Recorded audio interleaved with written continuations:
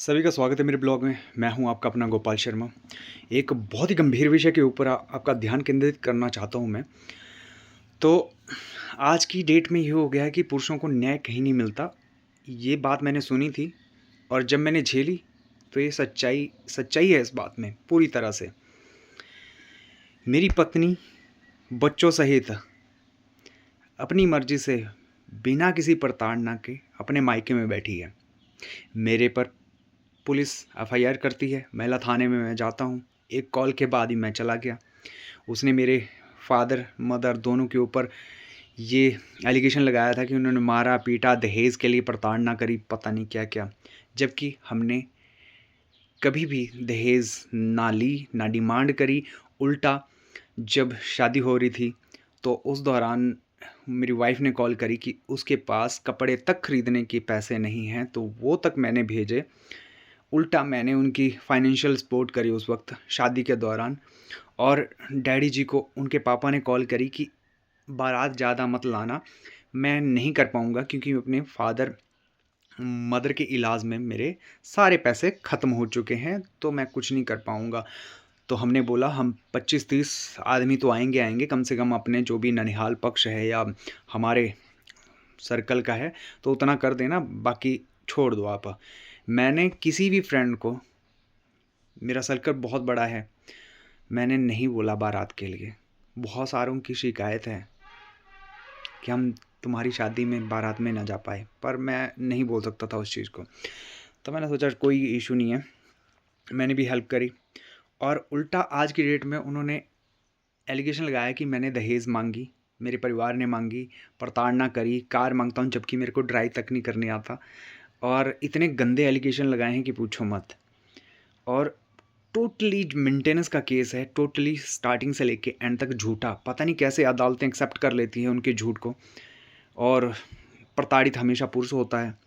उन्होंने पुलिस में, महिला थाने में मेरी कंप्लेंट करी और वहाँ पे बताया कि मैं जॉबलेस हूँ, जॉब नहीं करता, कभी खर्चा नहीं किया आज तक, बच्चों का खर्चे कभी नहीं किए, जबकि सारा खर्चा मैंने किया। हॉस्पिटलाइज जब भी हुई थी मैं वहीं उसके साथ था हर बार। फिर भी मेरे को बच्चों से ना मिलने दिया जाता है, ना वीडियो कॉल करी जाती है, ना ही वो इंस्टाग्राम फेसबुक या कहीं पे भी सोशल मीडिया पे बच्चों का वीडियो नहीं डालती है ताकि मैं उसको देख ना पाऊँ। इतनी क्रूरता। और जब वो पुलिस थाने में मेरे खिलाफ कंप्लेंट करती है तो मैं करती है वो 26 दिसंबर 2025 को मेरे को महिला थाने से कॉल आती है और मैं 27 को बुलाया जाता है 11 बजे। तो मैंने कहा कि यहाँ से मैं इंटीरियर एरिया से हूँ, मेरे को थोड़ा टाइम लग जाएगा आने में। तो उन्होंने बोला कि चलो ठीक है 12 बजे तक पहुँच जाना। हाँ ठीक है। मेरे को यहाँ आस पड़ोस सब डराने लग गए जिनसे मैंने बात करी कि तेरे को जेल में डाल देंगे। बोल गए मैंने अगर गलत किया हो तो मेरे को जेल में डालें, अगर मैंने कुछ गलत ही नहीं किया तो मैं क्यों डरूं, पुलिस से भी क्यों डरूं। तो मैं अपनी एविडेंस जो भी मेरे पास थे, पंचायत वगैरह जो लेके गया था, उनके जो पत्र थे उनको लेके गया। और पंचायत जब करी थी मैंने उसको लाने के लिए, बिना वजह वो वहाँ पे थी, तो उस दौरान मैंने वीडियो भी पूरा शूट कर लिया था क्योंकि मेरे को लग रहा था पहले ही कि वो कुछ ना कुछ मेरे पे एलिगेशन लगाएंगे। तो मैंने उस वक्त सारा ही वीडियो बना लिया था। तो उन सब को लेके मैं चला गया थाने में। थाने में पहले दिन जब उसके जो भी एलिगेशन थे, पुलिस ने भी मेरे को स्टार्टिंग में थ्रेटनिंग देनी शुरू करी कि ये 60,000 मांग रहे हैं, हमने 20 पे वो करा है, तो 20,000 मंथली इनको दिया कर, वगैरह वगैरह, खर्चे वगैरह वगैरह जो भी है। मैंने बोला मैं क्यों दूं खर्चे, जब बिना किसी कारण के यहाँ बैठी है, बच्चों को लेके बैठी है, तो मैं क्यों करूँ खर्चा। बच्चे मेरे भी हैं, इमोशन मेरे भी जुड़े हैं। क्या पुरुषों के पास इमोशंस नहीं होते बच्चों के प्रति? पता नहीं समाज क्या सोचता है। स्त्री ने बच्चा क्या अकेली पैदा करती है बच्चा? जब बच्चा पैदा में नहीं हुआ होता तो फादर के दिमाग, मन, दिल, सब जगह बच्चा घुसा पड़ा हुआ होता है। कैसे पालना है, क्या पढ़ाना है, क्या खिलाना है, किस स्पोर्ट में ले जाना है, बहुत सारी बातें चली होती है फादर को। और उस फादर को इस बात ममता के नाम पे दूर कर दिया जाता है। समझ से परे न्याय व्यवस्था। उनको लगता है इंसान पत्थर दिल होता है, एटीएम कार्ड होता है, उसका काम सिर्फ पैसा देना होता है पत्नी को। क्यों पत्नी को पैसा दे? ऐसी पत्नी को जो रहना ही नहीं चाहती बिना किसी कारण के। और जब मैंने ये बात साबित कर दी वहाँ पे, तो उन्होंने बोला कि कुछ टाइम बात करो आपस में। हमने बात करी, मेरे दोस्त भी गए थे 2-3 वहाँ पे, और ब्रदर गए थे। उन्होंने भी समझाया तो वो मान गई कि ठीक है, मैं चलने को तैयार हूँ, पर मैं घर पे नहीं रहूँगी, नियर बाय सिटी है, वहाँ पे मैं रह लूँगी। मैंने ठीक है, नियर बाय सिटी में अरेंजमेंट कर दूँगा, मैं अपने मदर फादर को भी देख पाऊँगा और तुमको भी कोई इशू नहीं होने दूँगा। बच्चों की भी अच्छी शिक्षा का प्रबंध मैं करूँगा, ये मेरी हेडेक है। और काफ़ी वक्त हो गया था बच्चों से मिले हुए, मेरा दिल कर रहा था, तो मैंने उनको बोला कि मैं बच्चों को देखना चाहता हूँ, मैं आ सकता हूँ आपके साथ। मैं गया वहाँ पे, सास और सालियाँ वगैरह नहीं आई सामने, ससुर थे और मेरी वाइफ थी वहाँ बैठी हुई, और बड़ी कोई 15-20 मिनट बाद बच्चे को लेके आई। और जैसे मैंने बोला कि बच्चे से बात करने की कोशिश करी, तो उन्होंने कि पहचाना मैं कौन? नहीं, मैं नहीं जानता आपको, बच्चे ने बोला। तो मेरे को पता लग गया कि ऊपर से इतनी देर बाद भेजा, तो मतलब उसको तैयार किया हुआ है कि मेरे को रिकॉग्नाइज़ ना करे। और ऐसे ही बातें करते हैं, बच्चों तक को प्रताड़ित करते हैं स्त्री पक्ष वाले। पर पुलिस को समझ नहीं आता, अदालतों को समझ नहीं आता।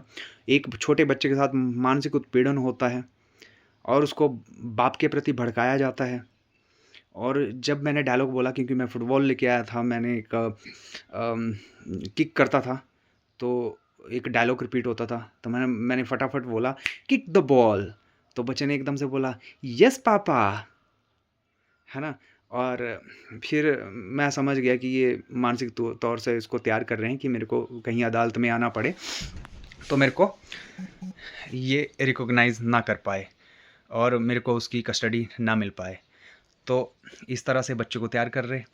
और अगली तारीख को जब मैं गया, तो वाइफ ने मना कर दिया कि मैं नहीं जाना चाहती, मैं नहीं जाऊंगी वहाँ पे, मेरे को यहीं पे खर्चा दो, यहीं पे ही करो ना, मैं कहीं और रहना चाहती हूँ तुम्हारे साथ रहना नहीं चाहती, मैं सिर्फ खर्चा चाहती हूँ यहाँ पे।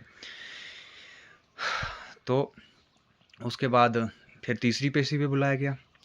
तीसरी पेशी पे वो जो थी 19 तारीख को, तो पूरा दिन मैं, मेरी भाभियाँ, मेरे भाई सब बैठे रहे पूरा दिन, तकरीबन 6-7 बजे तक।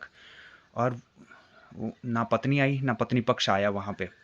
और उसके बाद हमें बोला कि शाम को ससुर ने कॉल उठाई कि हम कल आएंगे, पर मेरी बेटी को वहाँ जाने के लिए नहीं बोलना है। पुलिस वाले को हमें उसने स्पीकर पे रखा, तो हमें भी सुनाई दिया, इसने जाना ही नहीं है, बेशक तलाक ले लेगी, पर हमने नहीं भेजना है इसको। फिर हम 20 तारीख को फिर आए, तो काफ़ी देर वेट करने के बाद वो एकदम से गाड़ी अंदर आई, फिर पीछे हटी और एकदम बैकयार्ड पे, जो पुलिस स्टेशन, महिला पुलिस स्टेशन है, उसके पीछे खड़ी हुई। और पीछे से 4-5 लोग और भी आए जो अनजान थे, एक आधा मैं जानता था। तो मेरे पास आगे बात लग गए करने, और मेरे को ऐसे ही बातों में प्यार में पीछे की तरफ ले गए और वहाँ पे धमकाने की कोशिश करी। फिर मैं समझ गया कि ठीक नहीं है, बेटर है कि मैं कैमरे की तरफ चला जाऊँ। तो मैं वहाँ से निकल गया और अंदर चला गया पुलिस थाने के अंदर, ताकि कैमरे के सराउंडिंग रहूँ। फिर मैंने 2-3 दोस्तों को भी कॉल की कि यहाँ थोड़ा माहौल ठीक नहीं है, ये गुंडे गांडे लेके आ गए हैं। फिर पुलिस थाने के अंदर भी उन बंदों ने मेरे साथ बदतमीजी करी, वहाँ पे थाने के अंदर, यहाँ बैठ, ये चेयर है, देख यहाँ पे बैठ, तू वो बैठ, वो कर, ये कर। फिर मेरे को भी बहुत गुस्सा आया, एक तो मैं प्रताड़ित हूँ, ऊपर से मेरे को डराया जा रहा है। फिर मैंने पुलिस वालों, जब पुलिस काउंसलर से बात होना शुरू हुआ, तो मैंने उसको शिकायत की कि ये मेरे को पीछे भी डरा रहे थे और यहाँ पर भी अंदर भी डराने की कोशिश कर रहे हैं, इनका कोई काम नहीं है, मेरा और वाइफ का काम है। और इसके अलावा मेरी तरफ के कोई भी आया है वो अंदर नहीं आया है रूम के अंदर, तो आप इनको भी बाहर भेजो। तब जाके काउंसलर मैम ने उनको बाहर भेजा और मेरे सामने बयान दर्ज किया कि मैं नहीं जाना चाहती, ना बच्चों को देना चाहती हूँ, मैं जॉब करूँगी, कुछ भी करूँगी, मैं नहीं जाऊँगी, मैं तलाक ले लूँगी। ये सारी चीज़ें उसने बोला और वो लिख रही थी उसका बयान, काउंसलर मैम।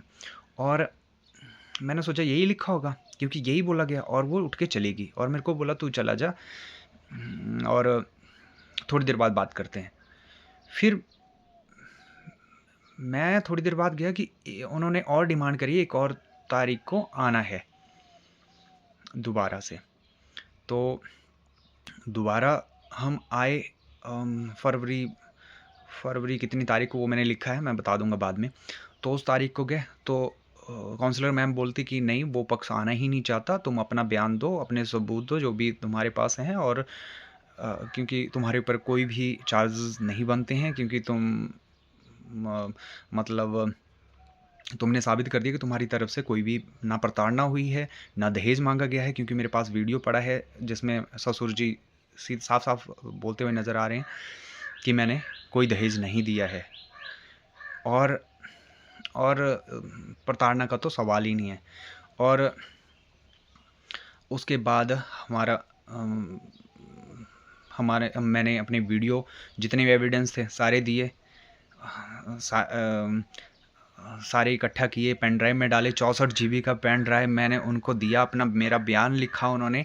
और मैं थोड़ा हो गया कि पुलिस जो भी पुलिस रिपोर्ट आएगी वो सही आएगी। मैंने RTI भरी, काफ़ी टाइम RTI का जवाब ही नहीं आया। मैं पता नहीं कितनी और राउंड लगा गया, पुलिस को कॉल करी मैंने कि कब तक भेजोगे, तो उन्होंने भी जवाब दिया हाँ मैंने तो भेज दिया है, तैयार कर दिया है, मैं बिज़ी हूँ, वो है। और जब वो रिप्लाई आया तो मैं देख के हैरान हो गया। पहले तो वो पंजाबी में है, मेरे से पढ़ा नहीं गया, और जब मैं किसी और से पढ़ाया तो उसमें लिखा था कि पत्नी ने लिखा था, पत्नी का बयान ये था कि मैं अपनी जो रिपोर्ट है, जो मैंने शिकायत करी है, मैं वापस ले रही हूँ। मैं यहाँ पे पति के खिलाफ़ कोई भी कानूनी कार्रवाई नहीं करवाना चाहती। मैंने जो मेंटेनेंस का केस किया है अदालत में, उसका जो भी फैसला होगा वो मेरे को मान्य होगा। ये मेरे को जिससे भी मैंने पंजाबी पढ़ाई उसने ही मेरे को बताया। तो मेरे को समझ नहीं आ रहा, मैंने इतने एविडेंस दिए, इतनी प्रताड़ना झेली, इतनी बार गाड़ी में आना जाना और अपने भाई को ले जाना, फैमिली मेम्बर्स को ले जाना, और इतना खर्चा करना, और इतनी प्रताड़ना झेलने के बाद, इतना सब कुछ होने के बाद, मतलब एक सही रिपोर्ट भी पुलिस ने नहीं बना के दी। और ये 6-7 दिन पुलिस में पेशियां भुगतने के बाद उन्होंने बना दिया कि वो रिपोर्ट वापस ले रही है, और वो अब अदालत में जो भी फैसला होगा वो उसको मान्य होगा। तब इतनी टाइम जो मेरी प्रताड़ना हुई वहाँ पे, मेरा इतना खर्चा हुआ वहाँ पे, उसका क्या? मैंने सोचा मेरे को बार बार अब क्या सबूत ही दिखाता फिरूँ मैं कि मैं बेगुनाह हूँ, कहाँ मैं साबित करता फिरूँ? ऐसे तो इंसान पागल हो जाएगा। मैं उनकी मनोदशा समझ रहा हूँ। मेरे पास तो चलो वीडियो एविडेंस है, ऑडियो एविडेंस है, लिखित में है, पंचायत पत्र है, और जो ये सब इकट्ठा नहीं किए हुए पुरुष हैं उनके साथ क्या होता होगा, उनकी मनोदशा क्या होती होगी? वो सुसाइड ही करेंगे, वो क्रिमिनल ही बनेंगे, और उनका क्रिमिनल बनने में न्याय व्यवस्था का पूरा हाथ है, पुलिस व्यवस्था का पूरा हाथ है। महिला थाना इसलिए नहीं बने कि आप पुरुष के साथ अन्याय करो। आप को बनाया गया है कि महिला को न्याय मिले, पर इसलिए नहीं बनाया कि किसी पुरुष के साथ आप अन्याय कर दो। अब मुझे मेंटेनेंस का केस भी है, मैं इसलिए अब तक रुका हुआ था। RTI की आएगा कि मेरा थोड़ा वहाँ से आएगा तो मेरे को वो लगा दूंगा तो मेरा फेवर हो जाएगा, क्योंकि मैं वहाँ पे साबित कर चुका हूँ कि मैं बेगुनाह हूँ।